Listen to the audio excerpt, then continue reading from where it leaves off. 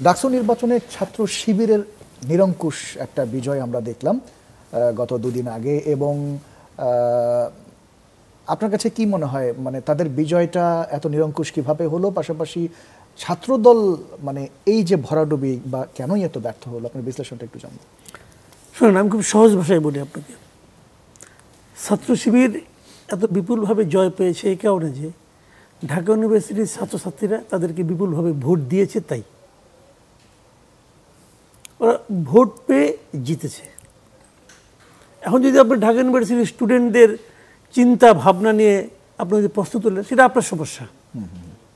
ওরা চিন্তা ভাবনা করে মনে করেছে এদেরকে জেতানো উচিত, তাদেরকে ভোট দিয়ে তারা জিতিয়ে দিয়েছে, একদম ক্লিয়ার অ্যান্ড সিম্পল, আমাদের আর কিছু না।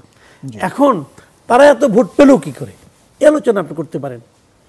সেটা হয়েছে, অনেকে নানা ধরনের ইকুয়েশন এখানে খুঁজতেছেন যে এখানে কোনো ইঞ্জিনিয়ারিং, যেমন আজকে দেখলাম যে যুবদলের সভাপতি মুনিম মুন্না উনি বলছেন যে এই ইঞ্জিনিয়ারিং, ইলেকশন ইঞ্জিনিয়ারিং নাকি শেখ হাসিনাকে হার মানিয়েছে। ভাই, উনি একটা গুরুত্বপূর্ণ ব্যক্তি না, এত সুইপিং কমেন্ট কীভাবে কয় না আমি এটা বুঝতে পারি না। হাসিনার ইলেকশনে ইঞ্জিনিয়ারিং কী ছিল? রাতের ভোট। তো সেটা কি এটা হারাই দিল? মানে বলার সময় তো একটু কাণ্ডজ্ঞান থাকা উচিত। যে মানে আমি সরি, আমার মানে ওয়ার্ড হয়তো ঠিক হচ্ছে না, কিন্তু আমি খুব বিরক্ত হয়েছি ওনার কথাতে। তো এইটা করতে যেয়া সে তো হাসিনাকে উপরে উঠাচ্ছে। হাসিনার ইঞ্জিনিয়ারিং, হাসিনা যে ইঞ্জিনিয়ারিং করছে ভাই, এটা তো তুলনাহীন।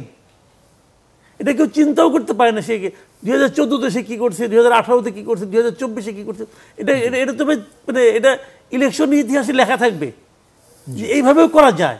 তো তাইটা ওইটাকে হার বানিয়ে দিল। এটা কী রে ভাই? শুনেন, ইলেকশন হয়েছে, কেউ হারবে কেউ জিতবে, খুব স্বাভাবিক। স্ট্র্যাটেজিক্যালি আপনি কৌশলগতভাবে আপনি হেরে গেছেন। আপনার ওদের যে প্রিপারেশন ছিল, সেই প্রিপারেশনের কাছে আপনি হেরে গেছেন। আপনি বলতেছেন যে ছাত্রলীগের লোকজন ওদেরকে যে ভোট দিছে, হ্যাঁ দিছে, তা আপনাদের দিল না কেন? ছাত্রলীগের যে ভোটারটা ওখানে আছে, যে লোকটা ছাত্রলীগকে ভোট দেয়, সে লোকটাকে আপনি তার মন জয় করতে পারলেন না কেন?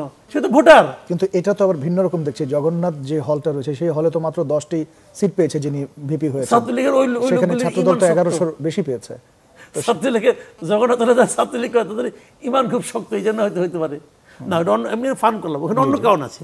ওখানে ছাত্রলীগের কতগুলি বিষয় আছে ভাই, আমি বলি। ওখানে প্রচুর এটা হিন্দু অধ্যুষিত এলাকা। তারপরে ওখানকার ছাত্রদলের যে ভিপি, ওখানকার যে সভাপতি, সে ওই হলের, সে হিসেবে একটা প্রভাব ছিল। কিন্তু অন্য অন্য হলগুলোতে কী হয়েছে আপনাকে এটা বুঝতে হবে। আমি বলি আপনাকে, শুনেন, জাতীয় রাজনীতির প্রভাব ঢাকা বিশ্ববিদ্যালয়ের ইলেকশনে পড়েছে, একদম ক্লিয়ার অ্যান্ড সিম্পল। আমি আপনাকে যদি সময় থাকে আমি একটু এটা ব্যাখ্যা করি। ব্যাখ্যাটা হলো কি, আপনি যতগুলি জায়গা বাংলা, মানে আওয়ামী লীগের 15 বছর, বিএনপি, ছাত্রদল, যুবদল, এরা কিন্তু দৌড়ের উপরে ছিল। এক একজন নামে 15টা 20টা করে মামলা ছিল। অনেকে বাড়িতে এলাকায় থাকতেও পারতো না। আমি অনেক লোককে চিনি এরকম। কেরানীগঞ্জের এক বিএনপির এক লিডারকে আমি চিনি, সে ভদ্রলোক তো মা মারা গেছে, জানাজায় যাইতে পারে নাই এই কামরুল সাহেবের জন্য। এগুলি ছিল রিয়েলিটি।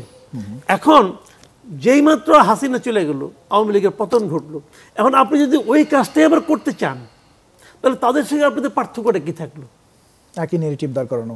এই জিনিসটা অনেক জায়গায় হয়েছে, অনেক জায়গায় হয়েছে। এবং যত জায়গায় আওয়ামী লীগ, যুবলীগ, স্বেচ্ছাসেবক লীগের নেতাদের বিরুদ্ধে মামলা হয়েছে, আপনি খোঁজ দিয়ে দেখেন, তার 95% ক্ষেত্রে মামলার বাদী হলো বিএনপির লোকজন। এখন যারা ছাত্রলীগের এখানে ভোটার ছিল, ছাত্রলীগের ভোটাররা কিন্তু ম্যাক্সিমামই কিন্তু বংশানুক্রমিক ভোটার, মানে বাবা আওয়ামী লীগ করে, দাদা আওয়ামী লীগ করে, বড় ভাই যুবলীগ করে, এরাই কিন্তু। তো ওরা যারা এখানে ভোট দিতে আসছে, ছাত্রলীগের যে ছেলেটা, সে দেখছে যে আমার বাবা, চাচা, মামা, ফুপু, ফুপা অথবা ভাই, এরা তো দৌড়ের উপরে আছে। কাদের কারণে? এই বিএনপির লোকগুলির কারণে। তো তাদেরকে তো আমরা ভোট দেবো না। একদম খুব সহজ ভাষায় তারা কিন্তু নিজেদের সুবিধাটা বুঝছে। এখানে কিন্তু দলীয় আদর্শ কিচ্ছু তারা চিন্তা করে নাই।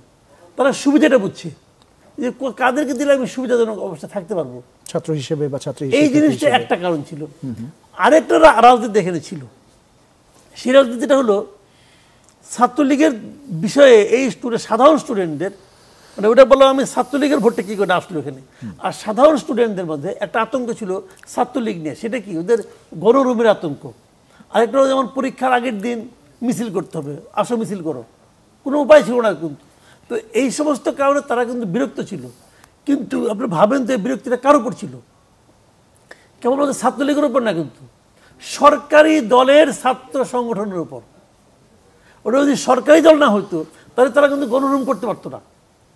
তো ওই যে ধারণাটা, এখন কি হয়েছে, বিএনপি লিডার, অন্যান্য জাতীয় নেতৃবৃন্দ এমন একটা ন্যারেটিভ তৈরি করেছে যে সবাই যেন ভেবেই নিয়েছে, ধরেই নিয়েছে খালি ফেব্রুয়ারি মাসটা আসতে বাকি, তারপরেই যারা সরকার। তখন যদি এটা সরকার হয় তাহলে ছাত্রদল কি? সরকারি দলের ছাত্র সংগঠন।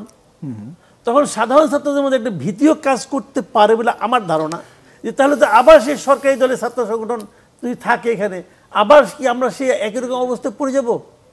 এই ভীতিজনিত কারণেও কিন্তু তারা সরকারি দলকে অ্যাভয়েড করতে চেয়েছে। কিন্তু ইতিহাস তো বলে ভিন্ন কথা। আমরা তো ইতিহাসের ডাকসুর প্রতিষ্ঠাকালীন সময় থেকে এখন পর্যন্ত কোনো সরকারি দলের, রাজনৈতিক কোনো দলের ছাত্র সংগঠন যে ডাকসুতে এসে বিজয়ী হয়েছে এরকম তো আমরা দেখি। গতবারই তো আপনার একমাত্র ভিপি ছাড়া সবাই তো ভিপি আর সমাজ কল্যাণ ছাড়া, নুরু এবং আক্তার ছাড়া সবাই তো ছাত্রলীগের। কিন্তু ভিপি থেকে একদম ছিল, সরকারের তখন ছিল না। না, আপনি এটা তো ছিল না। তো ওই জায়গাটা কিন্তু একটা ভীতি কাজ করেছে। আমি যেটা বলতেছি, দেখেন এর অন্য আরো অনেকগুলো ঘটনা আছে, পরে আলোচনা হবে, উনি তো বলবেন, তারপরে অন্য বিষয় বলতে পারবো। এইটাও কিন্তু সাধারণ স্টুডেন্টদের মধ্যে একটা মনস্তাত্ত্বিক প্রেশার ছিল।